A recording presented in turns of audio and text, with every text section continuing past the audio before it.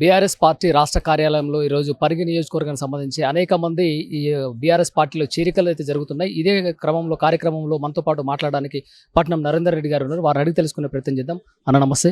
చెప్పండి, ఈరోజు ఇంత ఎత్తున చాలా మంది ఇక్కడికి వచ్చినటువంటి పరిస్థితి అంటే అధికారంలో ఉన్నటువంటి కాంగ్రెస్ పార్టీని వీడి ప్రతిపక్షంలో ఉన్నటువంటి పార్టీలో చేరడానికి ఇంత ఎత్తున రావడానికి గల కారణం ఏంది అసలు? మనం ఈ రేవంత్ రెడ్డి గారి పాలన చూసి ప్రజలు కానీ రైతులు కానీ కార్యకర్తలు కానీ సొంత పార్టీ కార్యకర్తలు కూడా విరక్తి చెందారు. తెలంగాణ మొత్తం కూడా ఇదే పరిస్థితి ఉంది. మొన్న కొడంగల్లో కూడా చాలామంది జాయిన్ అయినారు. ఈరోజు పరిగి నుంచి, గతంలో కూడా వికారాబాద్ నుంచి నియోజకవర్గంలో పెద్ద ఎత్తున జాయిన్ అయినారు.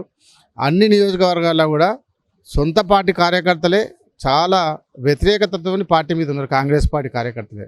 ఎందుకంటే వాళ్ళ కార్యకర్తలకే పని కానప్పుడు, వాళ్ళ కార్యకర్తలకి న్యాయం జరిగినప్పుడు ఏం జరుగుతుంది అనే ఉద్దేశంతో రేవంత్ రెడ్డి మీద కోపంతోనే ఈ బీఆర్ఎస్ పార్టీలో జాయిన్ అవుతా ఉన్నారు. ప్రస్తుతం ఇప్పుడు ఉన్నటువంటి సమస్య అంటే బీసీ కులాలకు సంబంధించి 42% కేబినెట్ ఆమోదం తెలిపినాక కూడా గవర్నర్ ఆమోదం అనేది ఒకటి లేవనెత్తినటువంటి అంశం. అదే విషయంలో ఈ రోజున ఢిల్లీలో పోరాటం చేస్తూ ఒక ధర్నా చేస్తున్నటువంటి పరిస్థితి. దీన్ని ఎలా చూస్తున్నాం? తెలంగాణ రాష్ట్ర ప్రజలకు వీళ్ళు ఏం చెప్పదలుచుకుంటున్నారు? ముఖ్యంగా ఇదంతా కూడా స్థానిక ఎన్నికల్లో స్టంట్లో భాగమే.